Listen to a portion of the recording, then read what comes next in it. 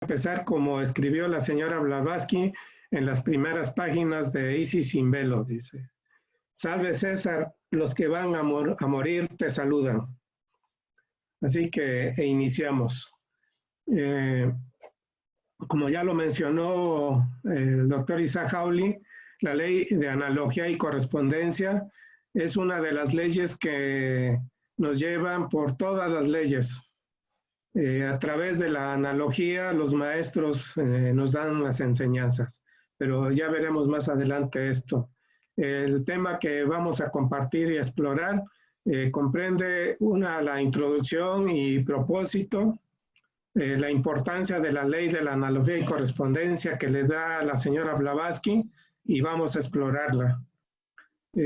Todo esto es a partir de citas teosóficas que he encontrado en la doctrina secreta y otras grandes obras, ¿verdad?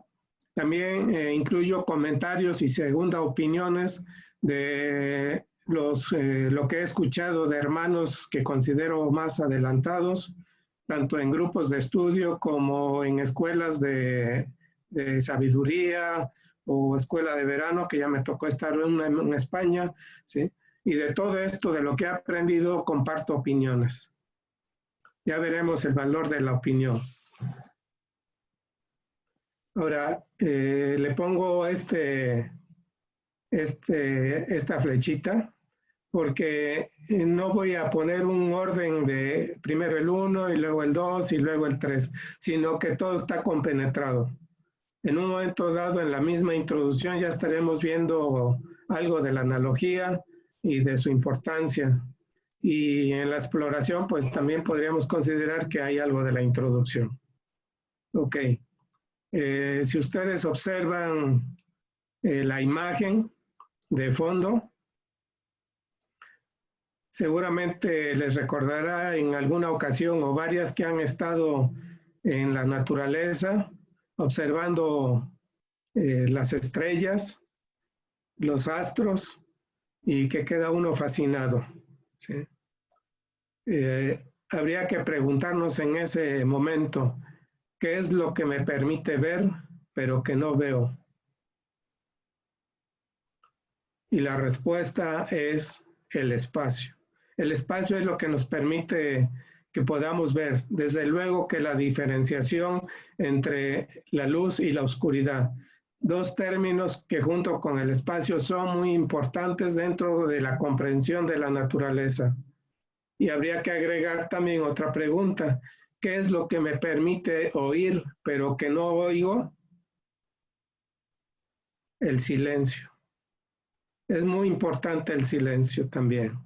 Bueno, esto nada más como una pequeña reflexión. Y pasamos a la siguiente diapositiva.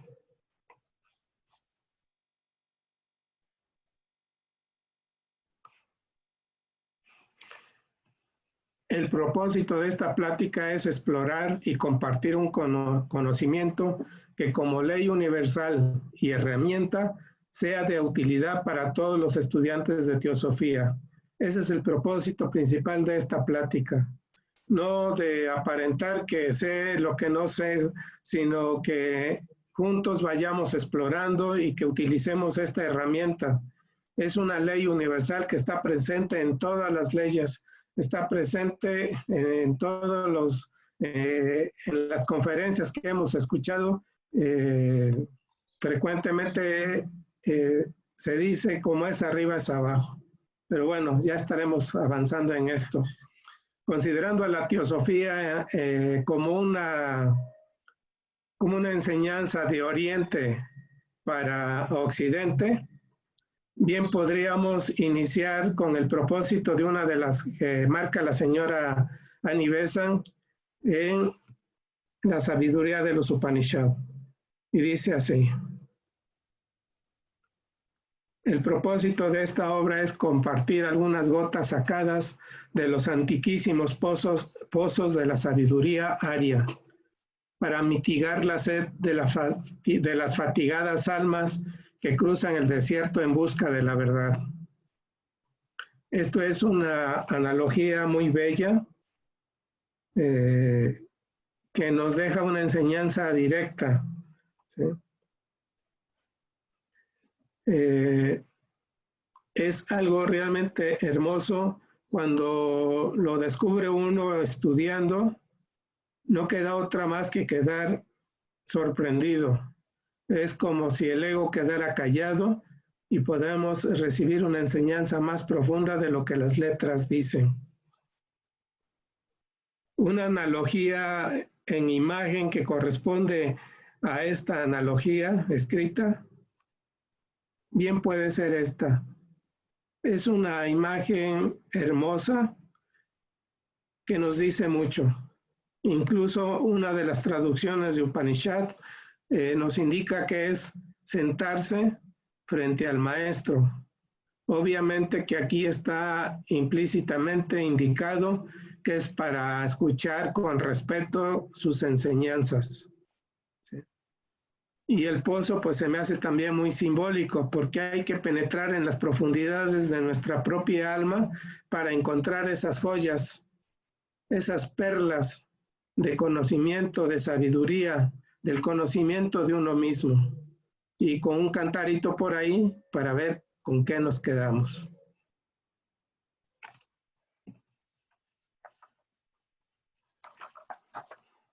Pasamos a la siguiente. Bueno, aquí es una imagen de las principales leyes del universo. Ahí se indica en la parte superior la cita, y así en todas las, o en la mayoría de las citas, estas se indican, ¿sí? Ok, tenemos como no hay un orden, pero este orden me parece correcto, es la de la ley de la unidad esencial. Es muy importante que tomemos en cuenta esta ley, porque todos venimos del mismo origen, de la misma fuente, y a ella regresaremos. Aunque en este mundo de ilusión aparentemente estamos separados, nunca hemos dejado de estar en esa unidad esencial. También tenemos la ley de periodicidad, la cual comprende la doctrina de los ciclos, que incluso en ocasiones se presenta como la ley de los ciclos.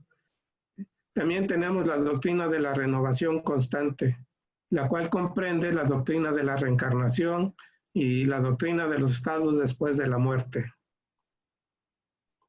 Necesario. No podemos estar eternamente trabajando, pensando, teniendo emociones. Nos desgastamos. Es necesario renovarnos. También la ley del karma, ¿sí? Que ya la señora Clarisa nos dio una exposición magistral. La ley de autodesenvolvimiento. ¿Sí? Llega el momento en que el control de la evolución está en nuestras manos. Todo es que nos decidamos, ¿sí? Ya como seres humanos, ya en el reino humano, si bien la ley de la evolución nos va llevando, la ley del karma nos va llevando, podemos avanzar si así lo decidimos. En nuestras manos está el autodesenvolvimiento. Y desde luego la ley septenaria, todo en el universo es séptuple. Y así tenemos las doctrinas de los 7 rayos, doctrinas de las jerarquías, los 7 planos del cosmos, los 7 principios humanos. La ley del movimiento, pues, es lo mismo que la ley de evolución, es decir, involución y evolución. Y la ley de la compasión, que en la voz de silencio nos dice que la ley de compasión o la ley del amor es la ley de leyes. Bueno, todas estas leyes son muy importantes.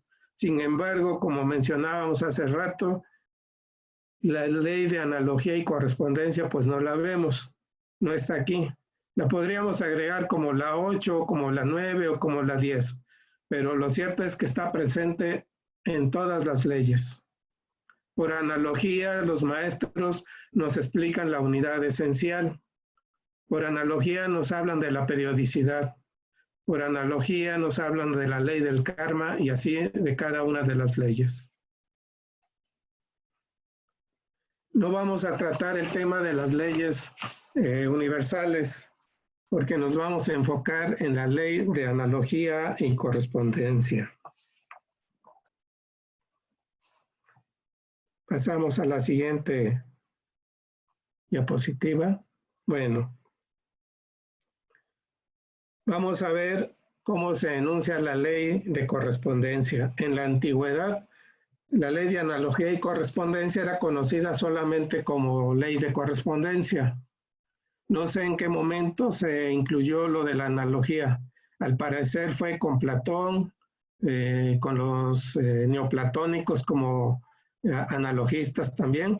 Pero bueno, lo importante es que podríamos considerar que esta ley aparentemente son dos leyes, pero más bien son dos aspectos de la misma ley. ¿Sí? Y aquí tenemos que, según la tradición, el iniciado Isarín encontró en Hebrón, sobre el cadáver de Hermes, la llamada tabla esmeraldina, que comprendía en pocas máximas las sustancias de la sabiduría hermética. Una de estas máximas es: lo que está abajo es como lo que está arriba, y lo que está arriba es como lo que está abajo, para realizar las maravillas de una sola cosa. Esto está en Isis, sin verlo, en el tomo 2, y ahí viene todo lo que comprende la tabla esmeraldina, por si lo quieren consultar. Pero en cuanto a la ley de correspondencia, esto es lo que trae, ¿sí? Desde luego que todas las enseñanzas se van entrelazando, ¿sí? Pero ¿qué nos quiere decir esto? ¿Qué entendemos por esto? ¿Sí? Isarín se dice en el glosario teosófico que fue un iniciado esenio. En otra parte leí que era un grupo de iniciados. ¿Sí? Entonces habría que preguntarnos quiénes fueron los esenios. Eso queda como para investigar. ¿Sí? Ahora, aquí tenemos una imagen de lo que podría ser la tabla esmeraldina. ¿Sí? La imagen principal es para representar alguno de los templos donde se impartieron las enseñanzas sagradas de Tot Hermes, por ejemplo, donde Platón fue iniciado.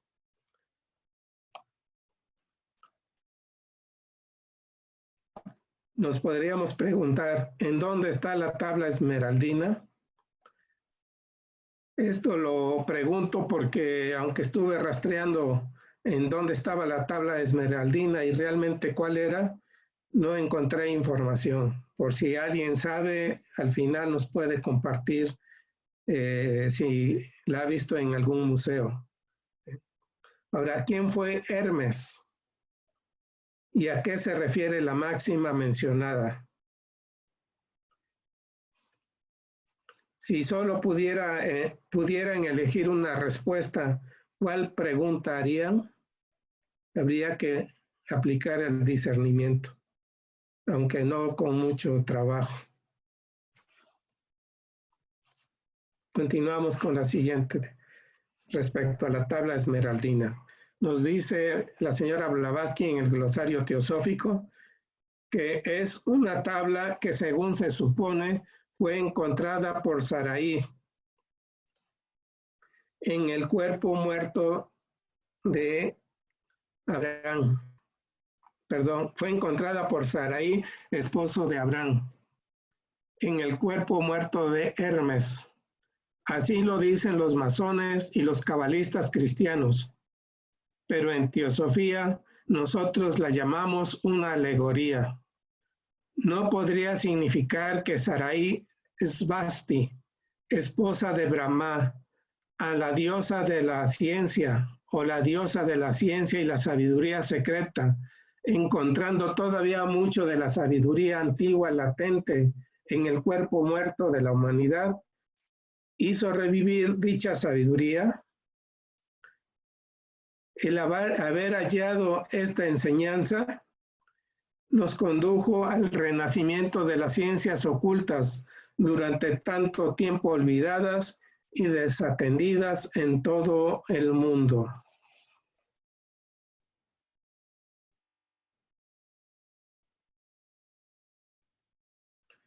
Bueno, aquí unas preguntas, algunas para investigar y otras posiblemente más adelante encontremos alguna respuesta. No se menciona a Melquisedec, pero en la Biblia nos indica que Melquisedec es el que le dio la bendición a Abraham para que partiera hacia Canaán, a la tierra prometida. Entonces, nos dice que Melquisedec tenía un rango superior al de Abraham. A Abraham lo consideran como el padre de la fe, tanto en el judaísmo como en el islam y como el mismo cristianismo. Entonces, ¿quién fue Melquisedec? Sí, Abraham en Hebrón compró un terreno, por decirlo así, donde lo tomó como cementerio para ser sepultado él y toda su familia. Y ahí encontramos a sus familiares en Hebrón. ¿Sí? Y entonces, ¿quién era el cuerpo muerto de Hermes? ¿No sería Melquisedec?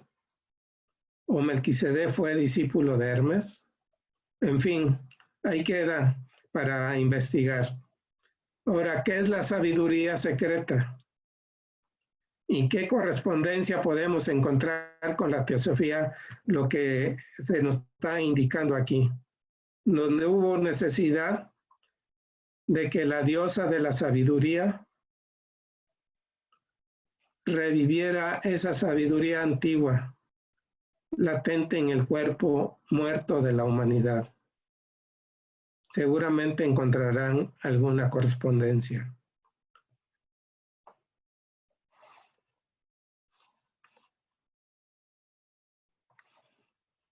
Okay. Este pareciera un comercial de Tulum, en la Riviera Maya, México, pero es para entrar a una analogía que en su momento me ayudó bastante. Hay unas partes que no puedo ver por la cuestión de, ok, ya moví lo que me estaba obstruyendo. Ok, bueno, la analogía tiene que ver con esa sabiduría secreta. ¿Sí? Dice, la teosofía es ese océano de conocimiento que se extiende de costa a costa de la evolución de los seres conscientes, insondable en sus partes más profundas. Ella ofrece a las mentes más eminentes su esfera de acción de mayor ámbito y alcance. Sin embargo, siendo poco profunda en sus costas, no abruma el entendimiento de un niño.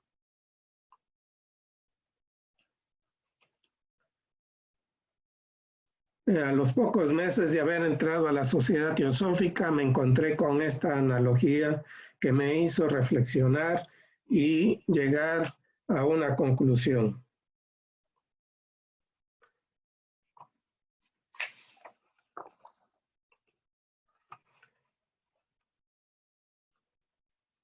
Me llevó a comprender el por qué las diferentes religiones tienen que ver con la teosofía. Me hizo reflexionar que había una playa para cada religión, para la filosofía, incluso para la ciencia. Nos podemos meter por cualquiera de ellas, en la medida que aprendamos a nadar y a bucear, es decir, creciendo en conciencia, podemos ir cada vez a mayores profundidades, donde ya no hay más diferencias. Todas son una en esencia, todas tienen un mismo origen, y esto es la teosofía.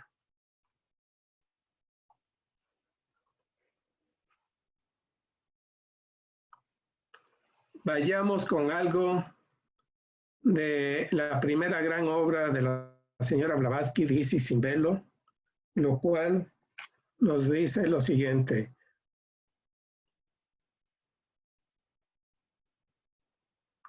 Esto es una inscripción grabada en el pórtico del gran templo de Ney, en Sais, Egipto, y lo trajo Plutarco de Queronea, en el año 46 al 120 en la era cristiana.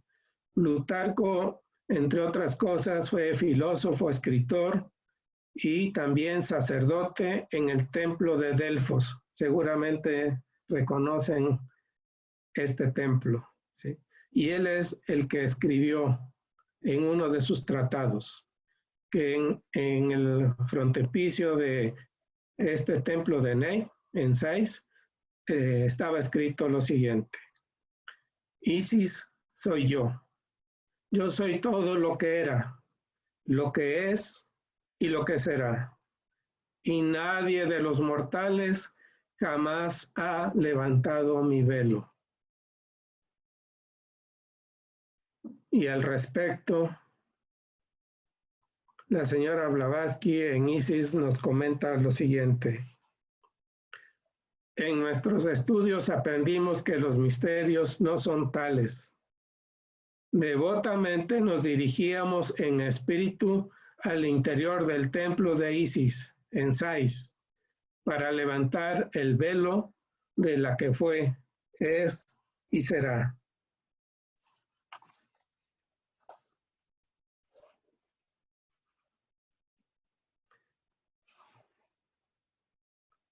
Veamos lo que nos dice el maestro Kutumi en la carta número 18. Isis no fue develada, o sea, no se le quitó el velo, pero se hicieron rasgaduras suficientemente grandes como para permitir miradas fugaces que pueden ser completadas por la propia intuición de los estudiantes. Con frecuencia se insiste en la intuición. ¿Pero qué es la intuición? La intuición es el conocimiento superior, real y objetivo, por decirlo así. Una especie de visión directa con los ojos del alma, en virtud de la cual el hombre adquiere por experiencia propia la percepción o conocimiento claro, íntimo e instantáneo de una idea o verdad, sin el auxilio de la razón, como si se tratara de un objeto material colocado ante nuestra vista. La intuición es superior a la razón para percibir la suprema verdad en un estado mental en que cualquier verdad deseada es instantáneamente comprendida.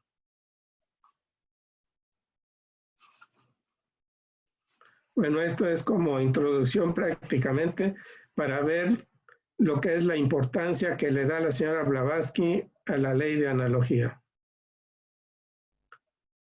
Esto que leímos de Isis está en las primeras páginas. Veamos qué nos dicen las primeras páginas de la doctrina secreta. Se refiere aquí a la doctrina secreta, que tiene muchas deficiencias, lo sabe ella perfectamente, o sea, la autora. Pero lo único que pretende y pide en favor de la obra es que, por romántica que a muchos pueda parecerles, su engranaje lógico y su coherencia den títulos a este nuevo Génesis para ponerse al nivel, por lo menos, de las hipótesis fecundas tan libremente aceptadas por la ciencia moderna.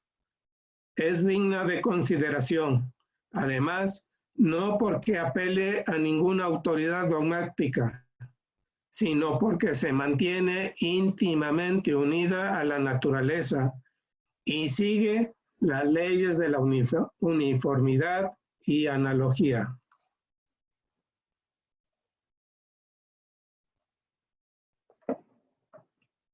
Lo que pide la señora Blavatsky en favor de la obra es lo que la ciencia le ha dado a todas las obras que van de hipótesis en hipótesis y que en algún momento fueron consideradas como fecundas. pero que después vinieron otras hipótesis y las echaron abajo. Nos estaba pidiendo al señor Blavatsky que le dieran esa misma oportunidad para ser estudiada científicamente. Pero obviamente, como les decía, lo que no era verdadero en la ciencia, pues no quisieron escuchar, ¿sí?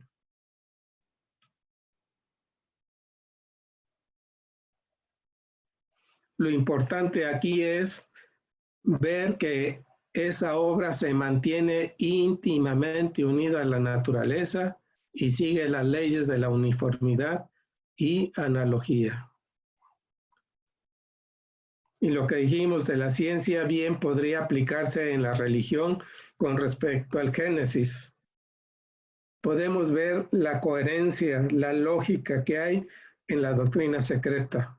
Y esa lógica nos la va llevando precisamente la analogía y correspondencia y la ley de la uniformidad. Y ahora resulta que no son una ley con dos aspectos, sino que es una ley con tres aspectos: el de uniformidad, analogía y correspondencia. Del 1 pasamos al 3. Ahora, ¿cómo formula Blavatsky estas dos leyes? La ley de analogía y correspondencia, y de paso la de uniformidad. Bueno, esta es una enseñanza que la señora Blavatsky dio ya al final de su vida, 2 semanas antes de desencarnar, y están en las notas Bowen o Bowen. Dice: así como es lo interno, así es lo externo. Así como es lo grande, así es lo pequeño. Así como es arriba, así es abajo. Solo hay una vida y ley, y aquello que la ha producido es uno. Nada es interno, nada es externo. Nada es grande, nada es pequeño. Nada es alto, nada es bajo en la economía divina. Ese es el estilo de Blavatsky. De pronto pareciera que nos da algo y que nos lo retira, como que le da algo a la razón y la invita a que vaya hacia la intuición, que crezca. ¿Sí? Recordemos cuando nos habla del círculo, del punto y el círculo, cuando dice que es un punto en un círculo, un punto oscuro en un círculo blanco, con un trasfondo oscuro. ¿Sí? Pero ese círculo es un círculo sin circunferencia. Es decir, ese punto en el centro está en todas partes y en ninguna. Ahí no lo quita. Esto, sin lugar a duda, es para que vayamos desarrollando la intuición. Pero bien podríamos interpretar así aquí que en la manifestación es uno, somos uno, ¿sí? Tanto en lo interno como en lo externo. Por esta razón considero que en las pláticas hemos escuchado que se dice nos espejeamos. Nos espejeamos porque hay una correspondencia en lo que estamos proyectando internamente y lo que recibimos externamente. Son uno, ¿sí? Solo hay una vida y ley, y aquello que la ha producido es uno. Partimos del uno. La vida y la ley son eternas, ¿sí? No son creadas, son increadas y participan de lo uno, del todo uno. Pero nada es interno, nada es externo. Nada es grande, nada es pequeño. Nada es alto, nada es bajo en la economía divina. Porque todos somos uno. Todos al disolverse en el pralaya, todo es uno. Nuevamente, tanto externamente como internamente somos uno.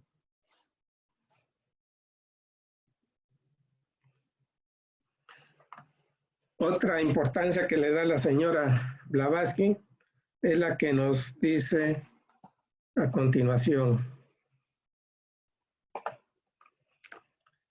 En la ciencia oculta, la ley de analogía es la clave primera y más importante para la física cósmica. Debe ser estudiada en sus detalles más minuciosos y dársele 7 vueltas antes que pueda ser comprendida. La filosofía oculta es la única ciencia que puede enseñarla. Aquí hay que destacar que si bien es la primera clave, hay que darle 7 vueltas. Si consideramos que hay 7 claves, a cada uno hay que darle 7 vueltas. Es decir, 49 vueltas para que podamos poder entender lo que es la filosofía oculta, la ciencia oculta, para que podamos llegar al ocultismo. ¿Sí? En Isis, en el 4.º tomo, hacia el final, se indican las reglas para la filosofía oculta, de las cuales el hermano Gaspar ya nos compartió en una de sus conferencias. Es importante ir a ellas porque más que nada nos advierte de tener cuidado con desear poderes ocultos sin estar capacitados para ellos, sin estar purificados. ¿Sí?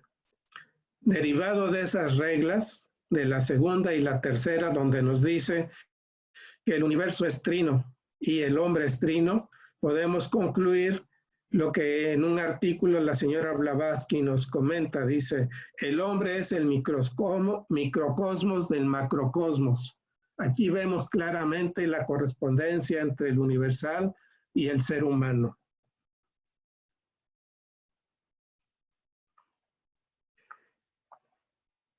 Esta enseñanza del hombre es el microcosmos del macrocosmos, como es arriba es abajo.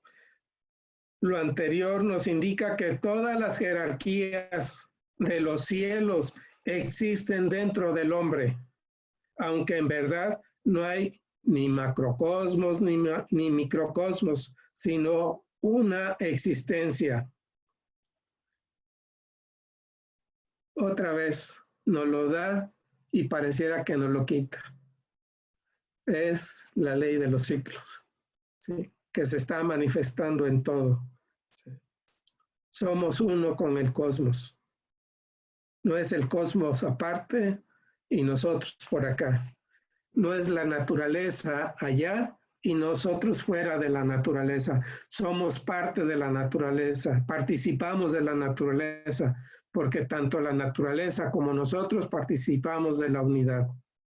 Y de ahí la semejanza de todos los seres. Podemos ser muy diferentes, muy desemejantes, pero por lo menos tenemos en común que todos participamos de la vida una.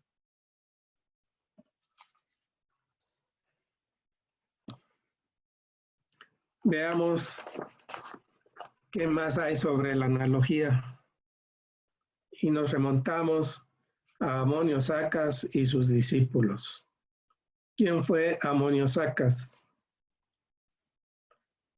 Amonio Sacas, hacia el final, o más bien en el último cuarto de siglo del segundo siglo, se manifestó como un filósofo de los más grandes. Y entre sus discípulos más importantes está Plotino. Y hubo otros, Orígenes el neoplatónico, Orígenes el cristiano, y también se menciona a Clemente de Alejandría. Amonio Sacas fue respetado tanto por cristianos como judíos, paganos, filósofos, porque reconocían en él una gran moral, una gran ética. Sabían que lo que decía era la verdad. Incluso le llamaron el Teodidactos, el enseñado por Dios. Esto solamente para ubicarnos más o menos la importancia de estos seres que han venido a compartirnos las enseñanzas a través de todos los tiempos. Entonces, Amonio Sacas y sus discípulos eran llamados también analogistas, a causa de un método para interpretar todas las leyendas sagradas y narraciones, así como los mitos y misterios por medio de una regla o principio de analogía y correspondencia. De tal modo que acontecimientos referidos como habiendo tenido lugar en el mundo externo eran considerados como expresando operaciones y experiencias del alma humana.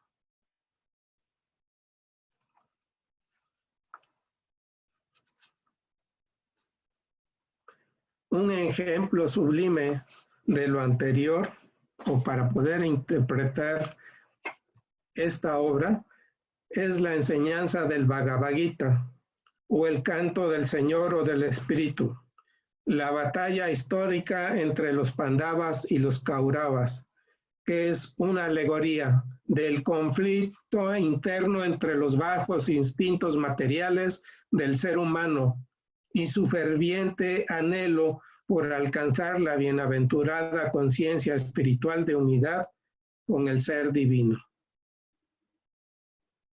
En la imagen tenemos la sagrada llanura de Kurukshetra, donde se llevó a cabo esa batalla, que puede ser histórica, no me queda la mejor duda. Sin embargo, a través de la historia o de las leyendas, se aprovecha para dar una enseñanza de carácter teosófico. ¿Sí? Se da la enseñanza de la sabiduría eterna, de la sabiduría divina. Y aquí tenemos dos ejércitos. Uno, el de las pasiones, el de la derecha, el de las pasiones, el de los deseos materialistas, el apegarnos a la materia. Y por el otro lado, el ejército de las virtudes, lo que nos impulsa a tener el anhelo por lo divino, por lo superior. Y enfrente están los egos que nos atan, que nos apegan a este mundo. Que es importante tener conocimiento para poder sobrevivir en este mundo, está bien, pero hay que buscar el equilibrio, no ser ambiciosos, porque la ambición, como nos lo dice en Luz del Sendero, es la principal maldición de la humanidad. Y aquí tenemos a Krishna y Arjuna, en donde se dice que en medio de los dos ejércitos, Krishna, en forma de canto, dio la enseñanza. Ya todos han escuchado sobre el Bhagavad Gita, sobre Krishna y las enseñanzas, y sus enseñanzas, y de Arjuna, su adepto, su discípulo y primo. Según recuerdo, eran primos. Sí.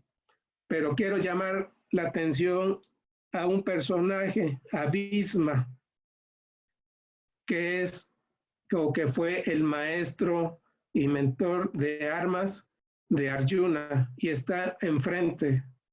¿Y por qué es que está enfrente? Como un ego, y el más importante de todos, porque iniciada la batalla pasaron varios días y los Pandavas no podían vencer, porque no podían con Bhisma. Ni mismo Arjuna podía con Bhisma. Incluso el mismo Krishna, que había hecho la promesa de no utilizar las armas, sino solamente de asesorar a Arjuna, en un momento dado tomó las armas para ir a enfrentar a Bhisma. Es decir, estaba rompiendo su promesa. No la rompió porque el mismo Arjuna lo abrazó, lo detuvo, le dijo, detente, no hagas eso. Tú diste tu promesa, cumple con ella. Así como Krishna le dijo a Arjuna, cumple con tu deber. ¿Sí? Sin embargo, Bhisma habría que estudiarlo, que investigarlo, porque fue un ser que mantuvo desde muy joven siempre su promesa y por alguna razón dio su promesa que iba a luchar del lado del ejército de los Kauravas. Al final, la recomendación de Krishna a Arjuna, porque Arjuna le preguntó, no podemos con él, ¿qué hago, Krishna? Y Krishna le dice, pues ve, ya que es tu pariente, y pregúntale cómo lo puedes vencer. Y como Bhisma siempre era también fiel a su deber, había hecho una promesa que nunca levantaría los brazos o tomar las armas para enfrentar a una mujer. Entonces Arjuna se disfrazó de mujer y se le presentó a Bhisma en batalla. Y Bhisma soltó las armas, cruzó los brazos y ahí cientos de flechas le cayeron. Y así fue como pudieron vencer a Bhisma. Pero aún en su agonía, todos lo reconocían como un gran personaje, un personaje importante en esta batalla. Incluso Krishna, reconociéndolo que siempre había cumplido con su deber, le dijo, tú no vas a morir hoy. Tu cuerpo sí, pero tú no. Tú serás el Señor del Dharma. O sea, el ego tiene una función, nos está entrenando, nos está capacitando para la batalla final. Habría que preguntarnos cuál es la batalla final. ¿Sí? Ahí tenemos al Buda y al Cristo en sus tentaciones. Esa será la batalla final. Bueno, ahí lo dejamos.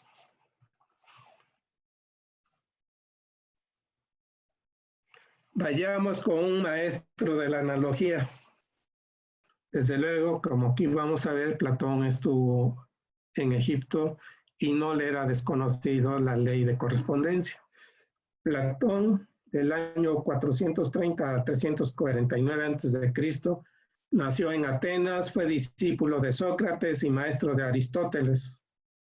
Pasó 13 años en Heliópolis, en cuyos templos estudió geometría, teología y la ciencia sacerdotal egipcia, la de los hierofantes.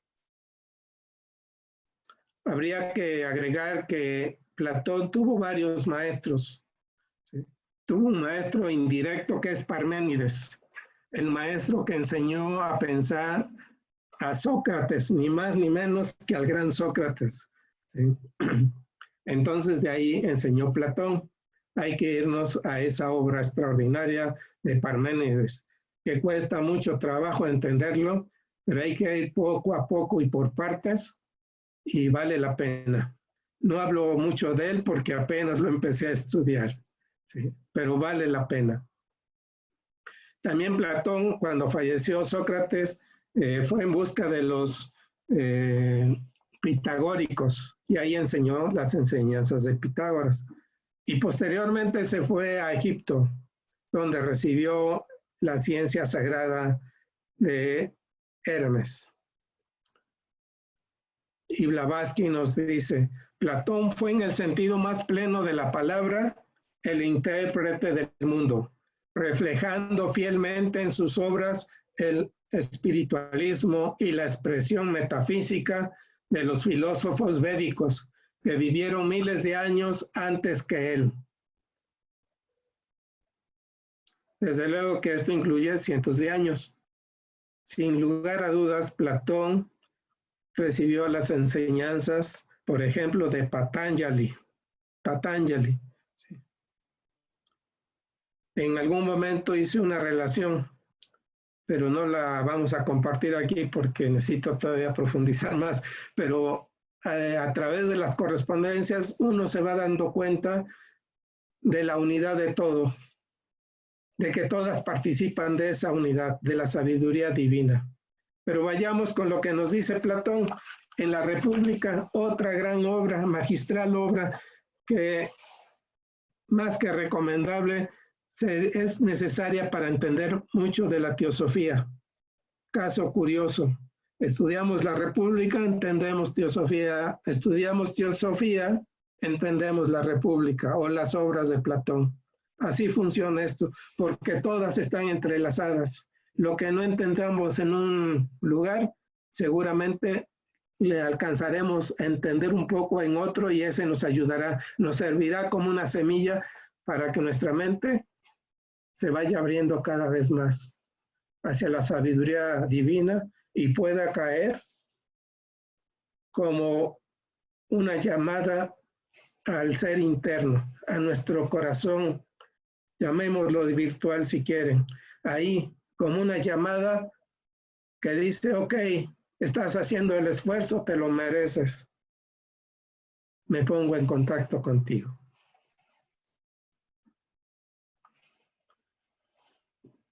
Este es del libro 6. Elegí estos párrafos porque considero que ahí está como el corazón de la enseñanza de Platón. De ahí se puede expandir hacia todas sus obras y hacia otras obras, incluso que no sean de él. Dice, supongamos ahora una línea cortada en dos partes. Aquí está la línea y cortada en dos partes. ¿Sí? Algunos lo pueden poner de manera horizontal. Elegí de manera vertical para indicar lo inferior y lo superior. ¿Sí? Pero aquí lo importante dice en dos partes desiguales. Hay ediciones en donde dice en dos partes iguales. Preferí irme por esta que dice desiguales. Corta aún cada una de estas partes. Es decir, la de lo visible, o sea, de las dos primeras partes que se dividió, le llamó mundo visible y a la parte superior mundo inteligible. Dice, la de lo visible y la de lo inteligible, siguiendo la misma proporción y según el grado de claridad o de oscuridad relativa de las cosas. Aquí tenemos que vamos de la oscuridad a la claridad, ¿sí? De la ignorancia a la sabiduría, ¿sí? De la oscuridad, por decirlo así, a la iluminación. Así lo podríamos interpretar. Tendrás en el mundo visible una primera sección, la de las imágenes, y llamo imágenes en primer lugar a las sombras. Bueno,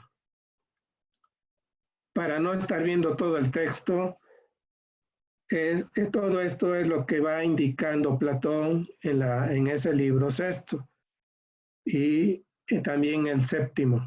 El séptimo está la alegoría de la caverna de Platón. Esto también es el mito de la caverna de Platón, haciéndolo de manera gráfica, ¿sí? Entonces aquí tenemos la parte inferior de mayor oscuridad, lo de las sombras, que corresponde a la conjetura. Desde luego que esto es graduado o gradual, por gradaciones, porque hay de conjeturas a conjeturas, ¿sí? Y después nos vamos al de las imágenes, que lo relaciona Platón con la opinión y, cosa curiosa, con la fe, ¿sí? También igual podríamos decir que hay opiniones que están en el límite con las sombras o la oscuridad y un poco de luz hacia lo superior, igual la fe.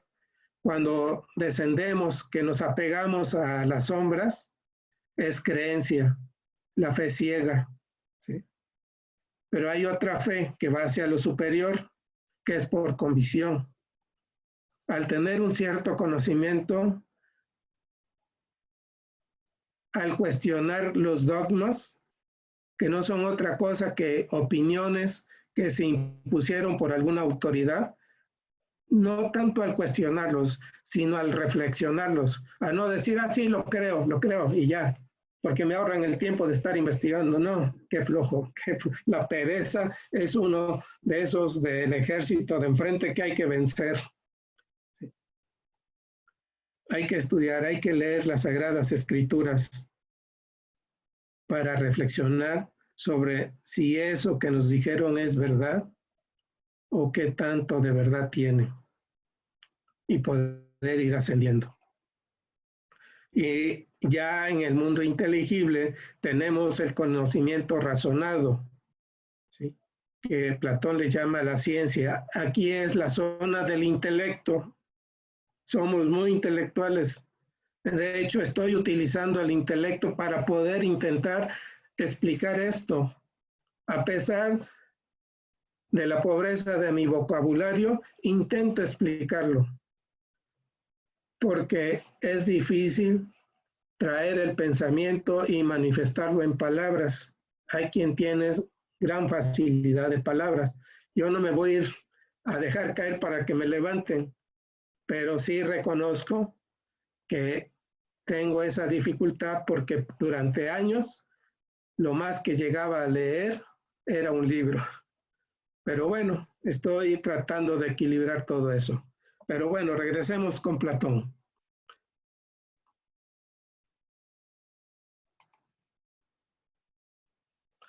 Bueno, aquí hay un cuadrado del que habla Platón.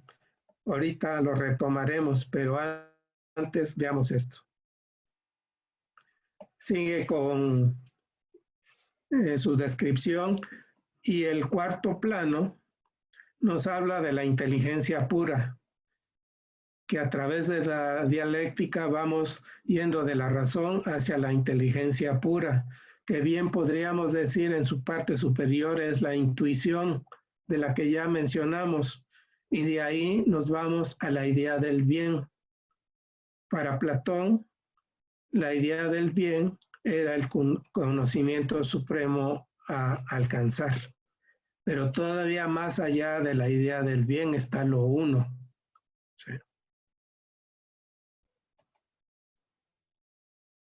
Bueno, aquí es solamente el aplicar las proporciones de A es a B, o sea, este tramo o este fragmento es AB, como C es a D, lo cual nos lleva a esta fórmula. Algunas la relacionan con la regla de 3 simple, ¿no?, donde nos dan 3 elementos conocidos para conocer un cuarto, ¿sí?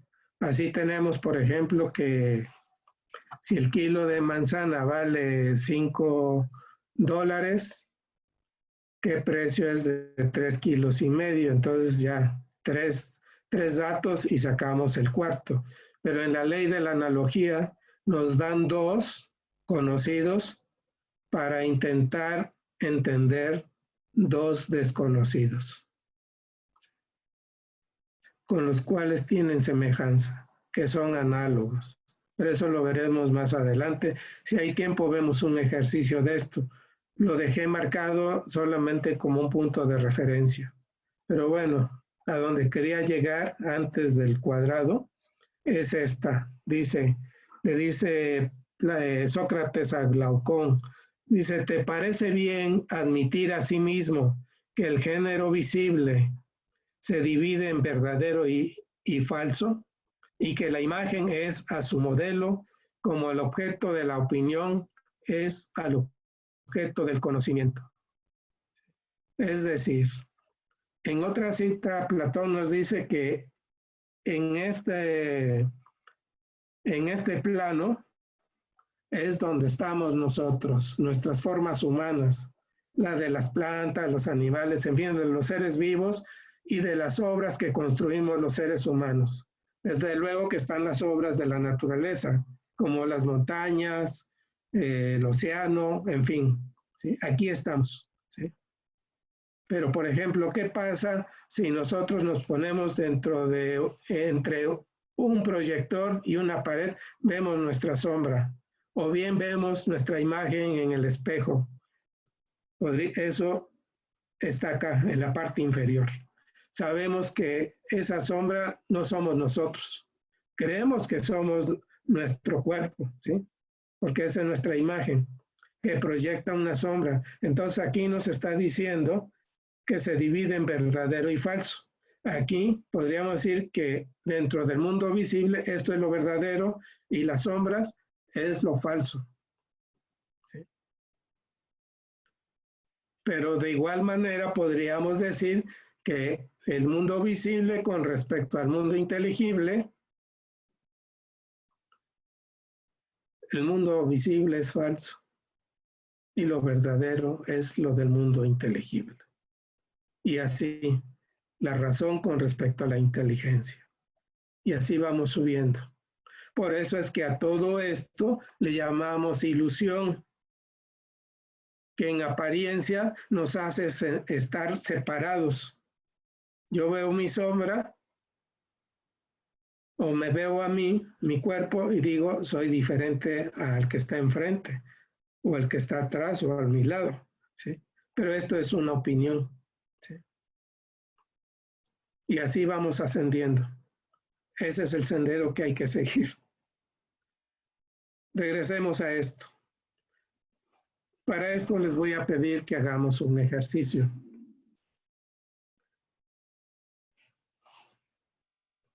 Como si fueran a hacer una meditación. Que cierren sus ojos, pongan atención a su respiración e imaginen el cuadrado con su diagonal. Traten de imaginar ese cuadrado con su diagonal.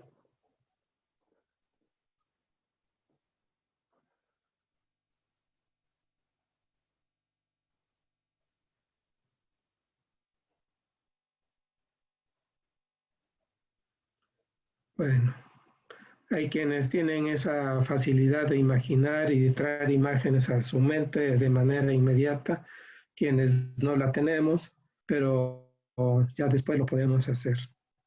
Y ahora les voy a pedir para los que tengan papel y lápiz o pluma, tracen ese cuadrado con su diagonal. Si no tienen lápiz y pluma, lo pueden hacer.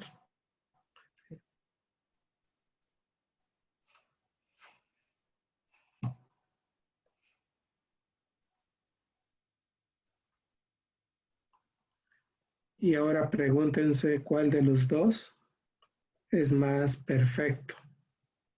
¿Cuál es el real? Si el que trazaron o el que imaginaron.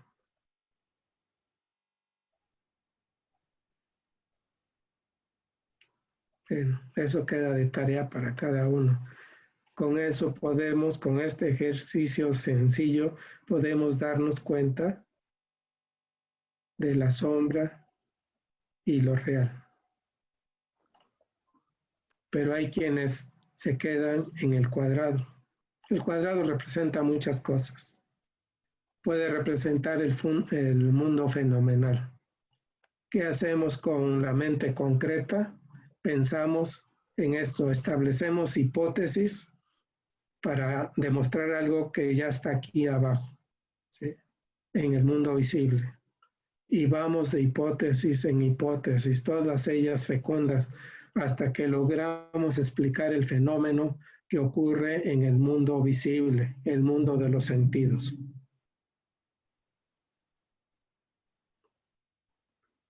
Pero hay algo que está más allá de los fenómenos, en este caso del cuadrado, lo noumenal, lo que va hacia lo superior.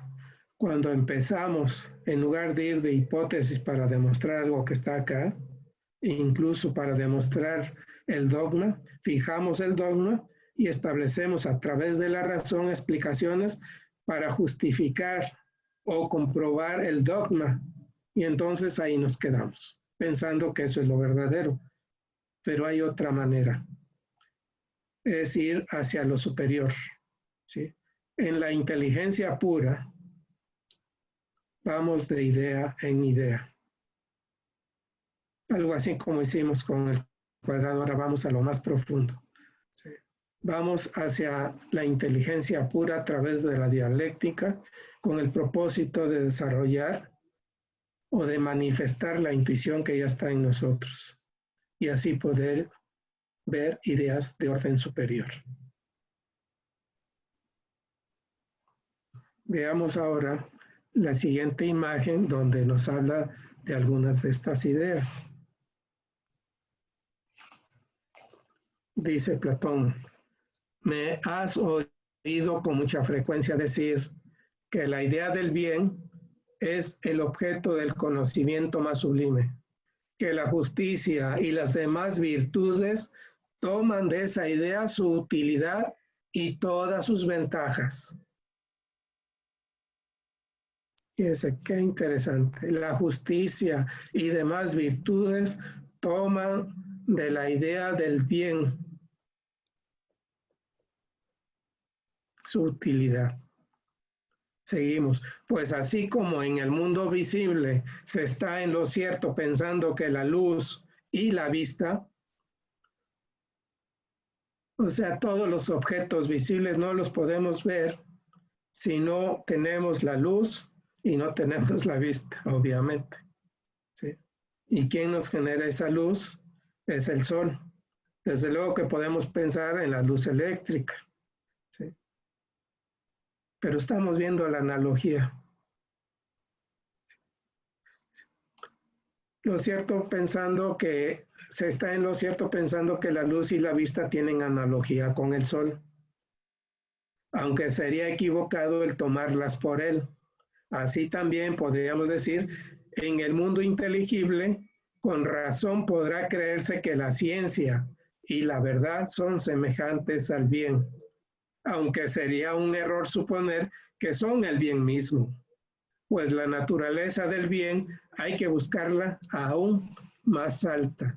Es decir, imagínense, aquí ya agregó algo más Platón, dice, la ciencia y la verdad, o sea, no solamente la justicia y demás virtudes, sino la ciencia y la verdad participan de la idea del bien. Interpreto la idea del bien como el Buddhi. Es llegar hasta el Buddhi para poder percibir la luz de Atman. La idea del bien es la luz más brillante, más pura del uno o del uno, del logos, del ser. ¿De qué nos sirve la justicia si no hacemos el bien? ¿Para qué queremos la práctica de las virtudes si no hacemos el bien? ¿Para qué queremos el conocimiento de la ciencia si no es para el bien? ¿Para qué andamos en la búsqueda de la verdad si no es para hacer el bien? Desde luego que habría que considerar que el bien del que habla Platón, el amor que habla el Maestro Jesús, o la compasión del Buda, o el deber del Dharma que habla en el Bhagavad Gita, todos ellos son uno, es como lo mismo. No es que se contradigan unos otros, sino están hablando de lo mismo. Por eso es que la teosofía promueve la compasión junto con la sabiduría, porque sin compasión no hay verdadera sabiduría, y verdadera sabiduría sin compasión no la hay, porque son una, con la idea de que llegado el momento de recibir lo que nos hemos ganado, el entrar al nirvana, nos acordemos de la compasión, nos acordemos por compasión de la humanidad sufriente y renunciemos. Como en la caverna de Platón, aquellos que logran salir, se dice ahí que es conveniente, que es necesario retornar para ir a compartir hasta donde es posible las enseñanzas con aquellos que viven en la oscuridad, aún a costa de la difamación y de cosas peores, ¿no?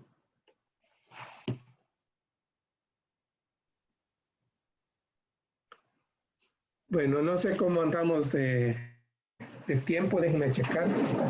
Tienes todavía unos 15 minutos más. Ok, bueno, si hay tiempo regresamos a esto, pero bueno, brevemente, lo que decía de la fórmula. Dice, pues bien, sabe ahora, repliqué, espérenme porque no alcanzo a ver ahí, que el sol, y de una vez le pongo, lo identifico como la, ¿sí? Dice, es a lo que me refería al hablar. Oh, pues bien, sabe ahora, repliqué que el sol es a lo que me refería al hablar del Hijo del Bien. O sea, hay una analogía entre el sol del mundo visible con el sol, que es el bien, la idea del bien, en el mundo inteligible. Dice, me refería al hablar del Hijo del Bien, Hijo que el bien ha engendrado a semejanza suya y que es en el mundo visible y respecto a la vista y a los objetos visibles, lo que el bien es en el mundo inteligible respecto a la inteligencia y a los objetos inteligibles. ¿Sí? Ok. Entonces ya asignado las letras podemos aplicar la fórmula, nada más que aquí en lugar de 4 tenemos 6. Y esto podríamos decir, leerlo de la siguiente manera. Así como A es a B y es a C, así también D es a E y es a F. Y aquí lo ponemos. Dice, en el mundo visible, el sol corresponde al bien en el mundo inteligible.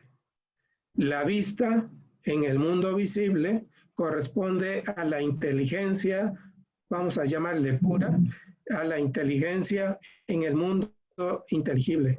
Y los objetos visibles corresponden a los objetos inteligibles. Y de aquí podemos sacar las correspondencias entre cada uno. Todo esto es la analogía. Las correspondencias es poner el sol, el bien, y qué correspondencias hay entre uno y el otro. ¿Sí? El sol nos da luz, nos da calor. ¿Qué nos da el bien? Un calor interno de satisfacción de haber cumplido con nuestro deber. ¿Sí? La luz pues ilumina el alma, nos ilumina el alma la idea del bien. La vista, la inteligencia. ¿Qué vemos con la vista? Pues los objetos visibles. En la inteligencia, ¿qué podemos ver? Cuando lleguemos a niveles superiores, a la jerarquía de seres que existen en nosotros, en cada uno de nosotros. Podemos ver la idea de la justicia, la idea de la verdad, ¿sí? Y al poder ver con esa claridad, ya no nos podemos equivocar. Hemos desarrollado la intuición. Sin embargo, pues, casualmente, en días pasados llegó en un WhatsApp esta imagen y decidí ponerla, así como para tomar un respiro. Dice Krishnamurti, el mundo está lleno de opiniones como lo está de personas. Y usted sabe que es una opinión. Bueno, si no lo sabíamos, ya lo sabemos ahora. Uno dice esto y algún otro día, otro dice aquello. Cada cual tiene una opinión, pero la opinión no es la verdad. Por lo tanto, no escuche una mera opinión. No importa de quién sea, sino descubra por sí mismo qué es lo verdadero. La opinión puede cambiar de la noche a la mañana, pero no podemos cambiar la verdad. Dicen que es de sabios cambiar de opinión. Bueno, en los grupos de estudio es la importancia de los grupos de estudio. Si bien es cierto que al estudiar algún párrafo compartimos opiniones, a través de esas opiniones podemos ir ascendiendo, razonando, reflexionando e intentando percibir alguna idea de lo estudiado. Eso es la importancia de la opinión, pero no nos podemos quedar en la letra muerta, en una simple opinión. Hay que hacer el esfuerzo. Recordemos que todo esfuerzo permanece en la eternidad. Todo esfuerzo por lo eterno, por lo verdadero, por lo espiritual, se mantiene en la eternidad. Y bueno, aquí ya entramos a una parte más complicada.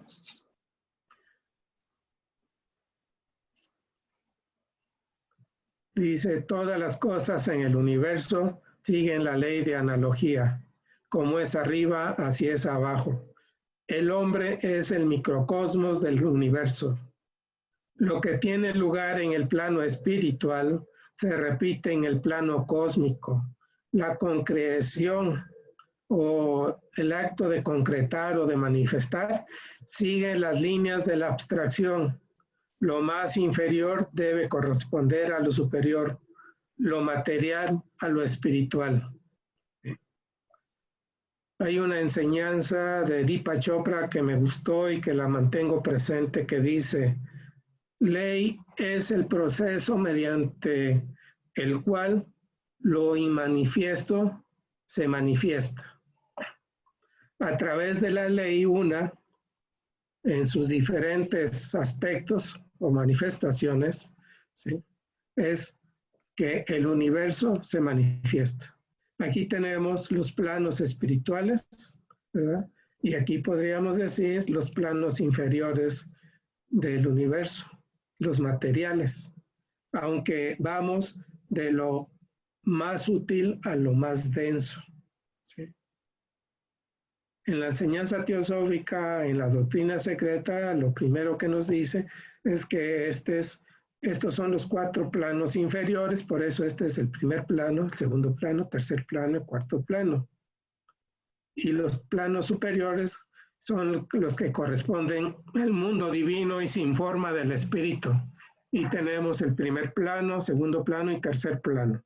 Hay otras enseñanzas donde se le dan nombres a estos planos, ¿verdad?, como el físico, astral, el cámico, sí, mental, espiritual, bueno, monádico y divino, en fin, y otros más. Pero ¿qué sucede? ¿Sí? Esto es lo que corresponde a los planos inferiores y a la cadena de mundos, cadenas planetarias. Aquí está antropogénesis. Este es el plano que corresponde a la Tierra, el plano físico. Cada planeta tiene esta constitución, ¿sí? Y cada planeta físico tiene 6 planos, 6 esferas compañeras, que no las percibimos porque no tenemos los sentidos de percepción. Sin embargo, ya todos los seres que estamos en esta Tierra, ya me voy a enfocar solamente a la cadena planetaria terrestre, todos ya pasamos por el A, por el B, el C y el D. Y estamos aquí. ¿Sí? Estamos en la quinta raza. ¿Sí? Quinta subraza. Ya pasamos por 4 razas. Coincidentemente, hay una correspondencia con cada una de estas esferas, ¿sí?, con cada una de las rondas, 7 rondas, ¿sí? Aquí el mensaje que quiero mandar tal vez sea una conjetura o tal vez alcance al nivel de la opinión. Si este modelo que corresponde al de las cadenas planetarias lo utilizamos para las razas, veremos que aquí correspondería a la raza primera, a la raza 1, ¿sí? Correspondería a la raza 2, correspondería a la raza 3, que es la raza Lemur. La D correspondería a la raza de los Atlantes, y aquí a la raza en la que estamos. Y estamos en el mismo tercer plano. Y esto lo digo porque me llama mucho la atención cómo insiste la señora Blavatsky sobre la raza lemur, todo lo que ha ocurrido. Desde luego, sin dejar fuera la raza atlante, porque tenemos tendencias de la raza atlante y es necesario conocerlas. En alguna cita encontré que tenemos una tendencia muy fuerte de la raza atlante. Tenemos que hacer algo, tenemos que trabajar para cambiar esa tendencia, porque si no, pues no sabemos qué nos ocurrirá como humanidad, pero sí sabemos qué ocurrió con la raza atlante. Se puede hablar mucho de esto. Sí. Pero ahora vayamos a la analogía perfecta.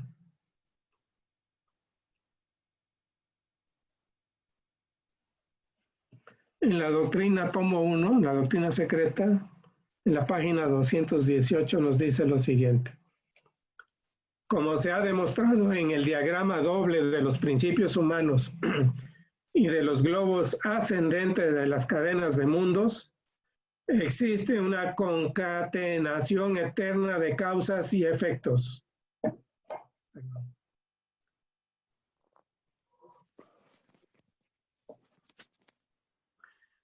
Existe una concatenación eterna de causas y efectos. Esto es muy importante tenerlo presente. Estamos todos entrelazados. Esos son los eslabones que a veces se mencionan. Y una analogía perfecta que corre de uno a otro extremo.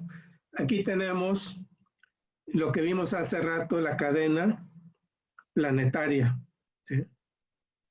Y aquí tenemos su relación con los principios humanos. Ahorita vamos para allá, dice. Y una analogía perfecta que corre de uno a otro extremo y une juntamente todas las líneas de la evolución. Lo uno engendra lo otro. Lo mismo los globos que las personalidades. O sea, la ley de analogía y correspondencia está en todo. ¿Sí? Está en los mundos, está en nosotros. ¿Sí? Y aquí nos pone esto. Aquí sería la esfera más elevada, que en ocasiones a estas dos se le llama el plano arquetípico. No arquetípico porque aquí es donde estén las ideas de Platón, sino porque es lo más próximo a lo divino, a los tres planos superiores. Y hay una tendencia de los demás globos, con todo lo que ellos conllevan, a seguir estos planos para poder aspirar a lo superior. Por eso les llaman arquetípicos, ¿sí? Pero las ideas de Platón están al nivel de Mahat. Y de ahí, a través de esa concatenación, desciende a todos los planos y en el ser humano se manifiesta a través de manas. Es decir, las ideas de Platón en nuestro mundo, en nuestra esfera, están en manas, aunque proceden desde Atma Buddhi. Pero ahí es donde nos podemos hacer conscientes, desde manas. Por eso es el quinto principio, para hacernos conscientes de la conciencia universal. No es despertar la conciencia ya está despierta, es que nosotros despertemos en la conciencia universal. Y bueno, aquí abajo están los principios, entonces tenemos que el espíritu corresponde a este plano, el alma o manas, vehículo el alma espiritual o buddhi corresponde a este plano, a esta esfera, ¿verdad? Y es el vehículo de Atman, del espíritu. ¿Sí? Y aquí tenemos a la mente, ¿sí? A manas, con su correspondencia al globo 6, y el alma animal, bueno, mente es el alma humana, y el alma animal, Kama, ¿verdad? Es vehículo de la mente de manas. Por eso es que aquí hay una proyección de manas que le llamamos manas inferior a través del antakarana. Y así vamos encontrando las relaciones para cada uno de los principios humanos con cada uno de los globos. Y además, cada globo, por ejemplo, nuestro planeta, la Tierra, tiene su constitución septenaria propia. ¿Sí? Y cosa curiosa, el ser humano es el principio búdico de la Tierra, pobre Tierra.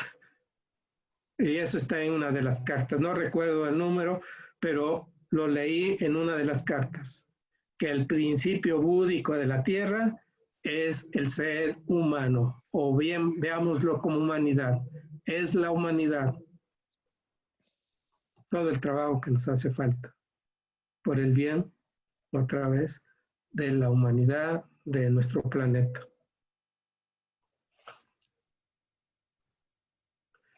Y aquí una de las leyes de la ley de unidad esencial nos dice lo siguiente, y aquí ya entramos a algunos ejemplos breves de las analogías que se nos dan sin razonar gran cosa, ¿verdad? Entramos y dice, esta es una cita del catecismo oculto y es una enseñanza del maestro a su discípulo, la no o la nu, y Gurudeva, guru maestro, y deva divino, vamos a llamarle maestro divino, ¿sí? Y entonces le dice el maestro al alumno o al discípulo, eleva tu cabeza, oh discípulo, es que ves una o innumerables luces por arriba de ti, ardiendo en el oscuro firmamento de la medianoche. Así empezamos. Veo una llama, oh Maestro Divino. Veo innumerables chispas inseparables brillando en ella. O sea, ese es el poder de la vista del alma, del ojo del alma, no con la vista de los ojos físicos, sino con los ojos del alma que hay que ver las cosas, ¿sí? Es correcto lo que dices. Y ahora mira a tu alrededor de ti y dentro de ti mismo. Esa luz que arde dentro de ti, ¿sientes que sea diferente de alguna manera de la luz que brilla en tus hermanos? Y el discípulo responde, de ninguna manera es diferente. Aunque el prisionero sea mantenido en cautiverio por karma, y aunque sus ropajes externos engañen al ignorante diciendo, tu alma y mi alma, somos una sola alma, el alma universal, suprema, de la cual nuestras almas son destellos de ella, y estamos en peregrinaje obligatorio de la evolución. Hay que aprenderse estas respuestas para cuando alguien tenga la oportunidad de encontrar un maestro, ya se sabe las respuestas.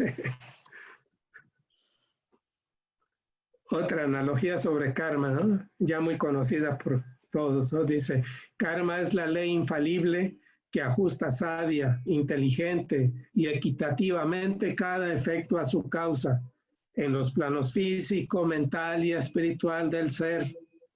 Ya vimos cuáles son esos planos, rastreando hacia atrás la causa hasta su productor. Aunque en sí misma es incognoscible, su acción es perceptible. Y aquí tenía algo que leerlos.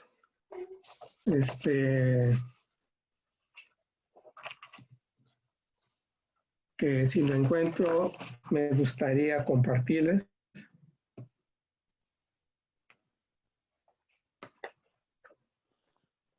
Si es que lo encuentro. Pero si no, no quedó grabado. Pero bueno, nos habla acerca de que estas leyes solamente las podemos percibir, que muy pocos seres las pueden llegar a conocer en sí mismas, ¿verdad? ¿Por qué? Pues por nuestro estado de evolución, ¿sí? Pero bueno, continuemos. Entonces aquí viene la analogía. San Pablo, el iniciado, expresa de un modo pintoresco la operación del karma diciendo: todo lo que el hombre sembrare, eso recogerá. Sentencia análoga a la de los Puranas. Todo hombre recoge las consecuencias de sus propias obras. Sí. Aquí, por si había duda, que en las enseñanzas cristianas se hablaba del karma. Ahí están. Que sean mal interpretadas por nuestra ignorancia es otra cosa, pero ahí están presentes en todas las enseñanzas de las Sagradas Escrituras, ya sean del mundo cristiano, ya sean de la India, o sean de donde sean, ¿sí? Porque todos participan de la unidad, ¿sí? Yo agregaría como una analogía del karma la siguiente, incluso observando esta imagen, ya sea de un agricultor o del sembrador, ¿sí? Diría, el buen sembrador sabe que al elegir la semilla, elige el fruto.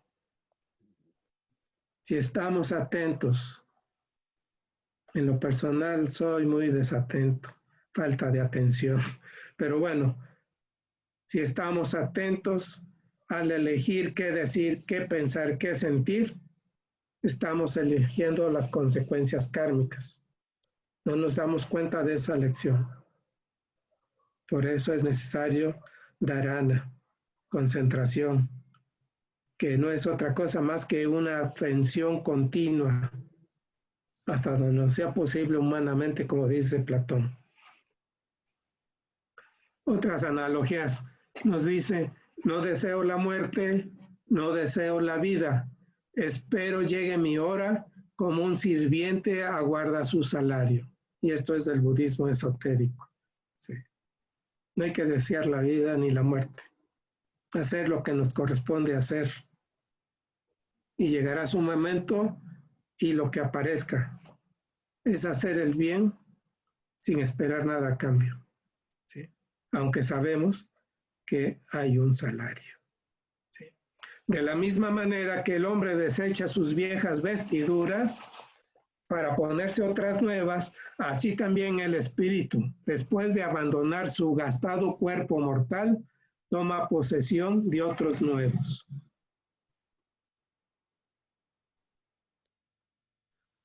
Cuando leemos alguna analogía, digo, hay de analogías, pero una analogía bien puesta por un maestro es una analogía, como ya lo mencionamos antes, una llamada de atención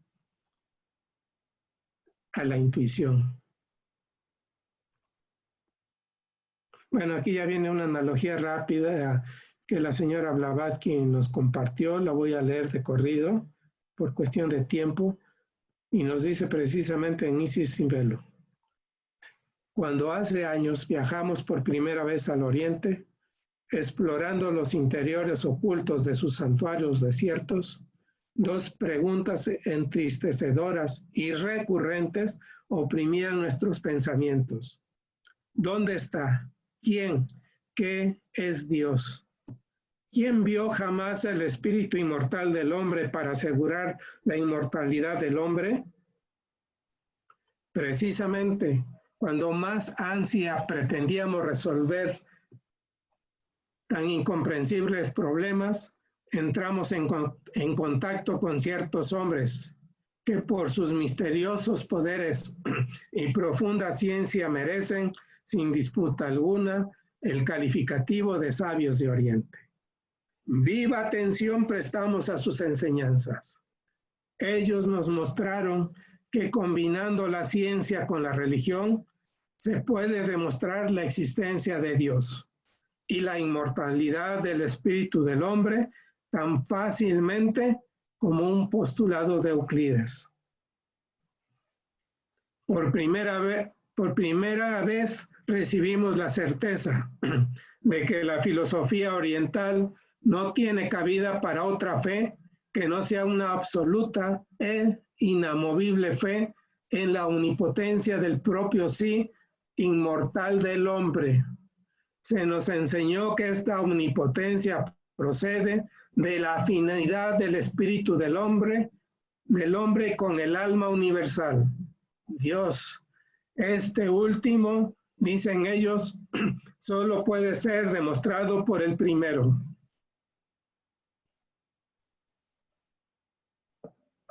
Si el espíritu del hombre es prueba del espíritu de Dios, como una gota,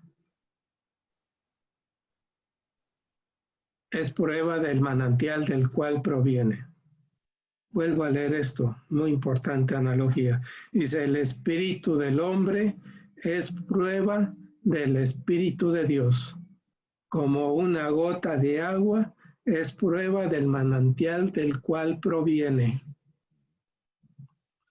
Dile a alguien que nunca haya visto agua, que existe un océano de agua, y él deberá creerlo por la fe o rechazarlo por completo. Pero deja que una sola gota le caiga sobre su mano y ya tendrá un hecho, del cual infiera lo demás. Después de esto podrá comprender poco a poco, gradualmente, que existe un océano ilimitado e insondable. La fe ciega dejará de ser una necesidad para él, pues la habrá sustituido con el conocimiento. Ya pasamos de la opinión de la fe al conocimiento, pero está con mayúsculas. Conocimiento superior de la inteligencia pura. Cuando uno ve al hombre mortal desplegando tremendas facultades, controlando las fuerzas de la naturaleza y abriendo a la vista el mundo del espíritu, la mente reflexiva queda abrumada por la convicción de que si así a tanto alcanza el ego espiritual de un hombre, las facultades del Padre Espíritu deben de ser comparativamente mucho más vastas, así como el océano sobrepasa a la simple gota en volumen y potencia. Is nihilo nihilo fit. Demuestra la existencia del alma del hombre por sus maravillosas facultades y habrás demostrado la existencia de Dios. Por eso es necesario el autoconocimiento, el conocimiento de uno mismo. Innumerables veces se ha dicho sobre la sentencia del templo de Delfos. La maestra Blavatsky al respecto en alguna cita menciona: hombre, conócete a ti mismo, porque en ti encontrarás el tesoro de tesoros. Y con esto concluyo y muchas gracias por su paciencia y tolerancia. Gracias por estar presentes. Muy bien, Rafa. Muy felicidades, muy interesante tu exposición.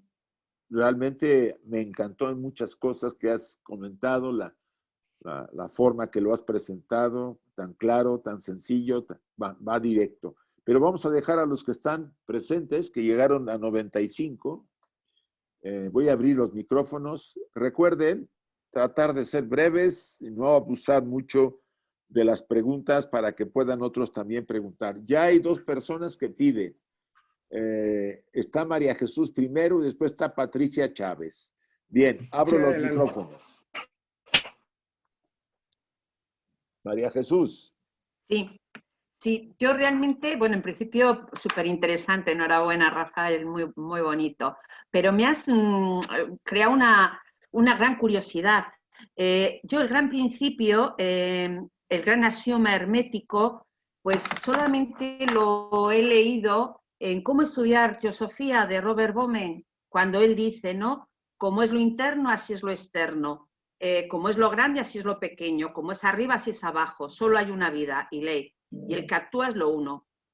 Nada es interno, nada es externo, nada es grande, nada es pequeño, nada es alto, nada es bajo en la economía divina. Entonces mi pregunta es, ¿este axioma dónde está en la doctrina secreta? Aparte de estar sola, bueno, es que yo solo lo he visto recogido aquí, en Cómo estudiar teosofía de Robert Bowman. Gracias, muchas gracias.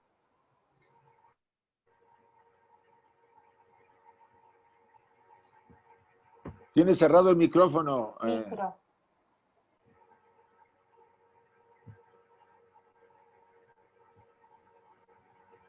Abre tu micro, Rafa.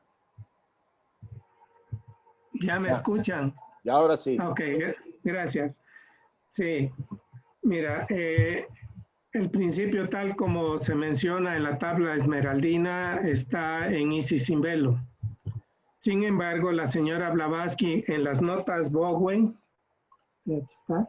En las notas Bowen, ahí viene, así como lo presentamos ya en la segunda parte, por decirlo así. ¿Sí? Y estas notas Bowen, escuché que Isaac, le escuché a Isaac que se van a estudiar, y créanme que es fundamental estudiarlo para poder entender, comprender muchas cosas de la doctrina secreta. Fue escrita 2 semanas antes de que la señora Blavatsky desencarnara. ¿Sí? Sí, Rafael, gracias. Las notas Bowman ya me las había pasado, Isaac, ya las ha pasado, Isaac. Okay. O sea, que no sabía dónde estaba el principio, o sea, en Isis sin velo, ¿no? Muchísimas gracias. Bueno, una parte de ello, sí. Gracias. A ver, gracias a ti, María Patricia Chávez, por favor. Hola, muy buenas tardes. Muchísimas gracias, qué excelente exposición. Nada más gracias a ti. Quería compartir con ustedes dos fragmentos que encontré bíblicos. Ahorita que estabas mencionando todo, me surgió dentro de mi cabeza.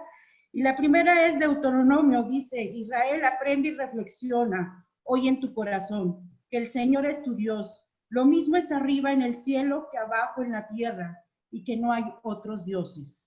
Y en Mateo, y dice, a ti te daré las llaves del reino de los cielos.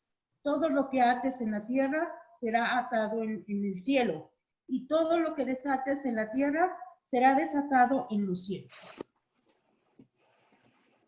Y desde entonces, pues, se ve la analogía como es arriba es abajo, ¿no? Correcto. La analogía está presente en todas las filosofías religiosas, en la filosofía, incluso en la ciencia. En las escrituras de la Biblia las vamos a encontrar frecuentemente, ya siendo conscientes o tratando de ser conscientes en esta ley o principio hermético, como le quieran llamar. Vamos a observarlas cada vez más, y lo importante será detenernos y analizar, reflexionar en ello, porque ahí hay una enseñanza importante.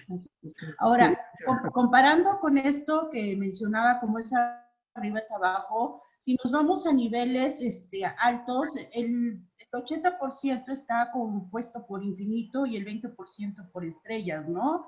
Si nos vamos a un nivel más bajo, que sería la Tierra, el 80% estaría cubierto de agua y el 20% de tierra. Y si nos vamos a un nivel inferior, que sería el cuerpo, estamos constituidos de un 80% de agua y un 20% de huesos, piel y lo que es, ¿no?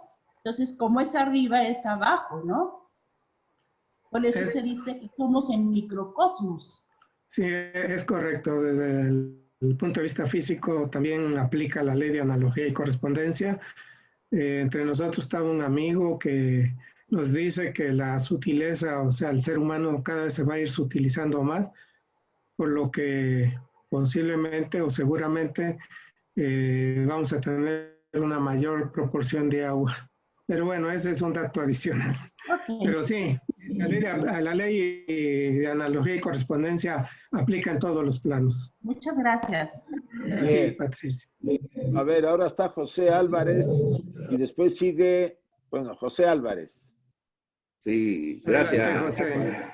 Gracias a ti. Diste una muestra de que no hubo pereza para hacer la búsqueda de todas las cosas que pusiste en tu exposición. Gracias. Bueno, gracias a ti. No, que no le comentes eso a mi esposa porque, pues si no, pues se la pasa en el sillón durmiendo. Pero bueno, se me vino a la mente, cuando ocurre eso, se me vino a la mente que allá en Ayar, en un recorrido que nos hicieron, está el escritorio de Annie Besant junto a su cama. Sí. Entonces ella estaba sentada en su cama y ella escribiendo, y cuando se cansaba, pues simplemente se aventaba para atrás, y cuando se recuperaba, se levantaba y seguía escribiendo. Es lo que me comentaron. Pero bueno, gracias, José, por tu amistad. Gracias a ti. Si no hay más preguntas, vamos a terminar. Yo, Isaac. A ver, ¿quién? Soy Salomón. Ah, Salomón, a ver, Salomón. Adelante, Salomón. Después de Salomón va Magali. Vale, Magali. Ah, ok. Oye, Rafa, pues más que nada felicidades. Y si me puedes ayudar a entender un poco, por lo menos, de cómo es que las jerarquías superiores están en nosotros. Por favor. Ok. Bueno, es lo que dice la enseñanza oculta o la doctrina secreta, ¿verdad?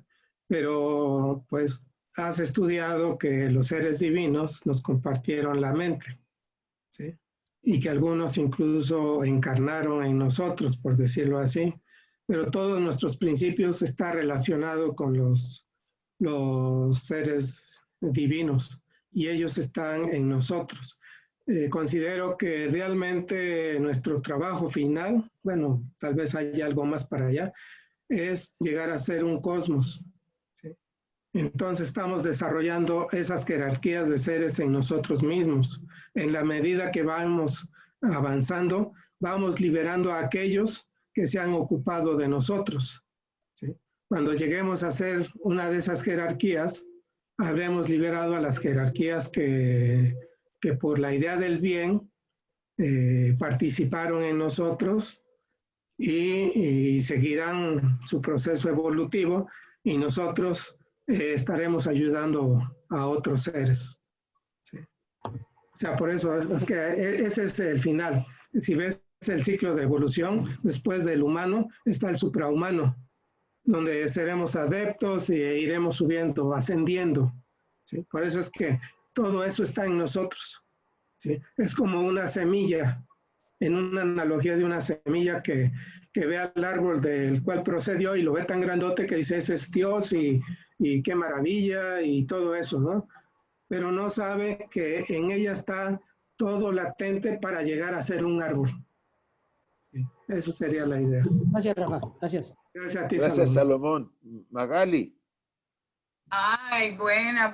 Gracias, Rafa. Es para darte las gracias por tu trabajo. Gracias a ti, Magali. Por tu amistad. Gracias, porque tu esfuerzo fue grande y mi gratitud a tu trabajo. No quería dejarlo pasar. Gracias, Magali. Solamente quiero comentar algo sobre las preguntas. Hay una enseñanza que dice, no quiero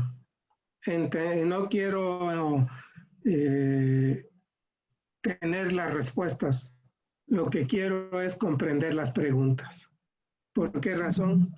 Porque en las preguntas está la respuesta. Solamente hay que explorar, hay que investigar para que la respuesta se nos manifieste. A veces a través de una conferencia o a través del estudio, pero a veces caminando o a veces hasta viendo un comercial, ¿sí? Encontramos respuestas. Bueno, gracias. Pues gracias a ti, Rafa. De veras, muy, muy buena presentación. Gracias a todos los presentes por haber respondido a la invitación que se les hizo. Este vídeo va a ser, tan pronto yo lo tenga editado, lo voy a subir para enviarlo a la federación, pero lo van a subir al YouTube de la federación para los que lo quieran volver a ver. Y pues te felicitamos, ¿sí? Entonces, nos despedimos. Gracias. Sí, Rafa. Nos despedimos de todos y recuerden que la siguiente semana tenemos a Clarisa Elosegui con el tema del domingo. La conferencia del domingo va con ella. Ya les volveremos a mandar el cartel esta semana para que vean los códigos y nos veamos el próximo domingo. Y los que quieran todavía más, mañana nos vemos para la antropogénesis. Buenas tardes. Buenas tardes, Rafa. Gracias. Felicitarnos. Mañana, buenas tardes. Gracias. Muchas gracias, Rafa. Gracias, María. Gracias a todos. Déjalo. Retira la proyección, Rafa. Sí. Retira la proyección. Muchísimas gracias. No me diga que te despertaron estos. Gracias, Rafa. Gracias. Buenas tardes. Hola. Gracias, Buenas Rafa. tardes. Un abrazote. Cariño. Gracias. Gracias, Rafa. Gracias, Rafael. Gracias. Gracias, Rafita. Nos vemos por la noche mañana. No, estuvo muy bien, Rafa, de veras, te lo digo. Gracias, Muy bien. No tienes que parar la grabación, Isaac. Muchas gracias.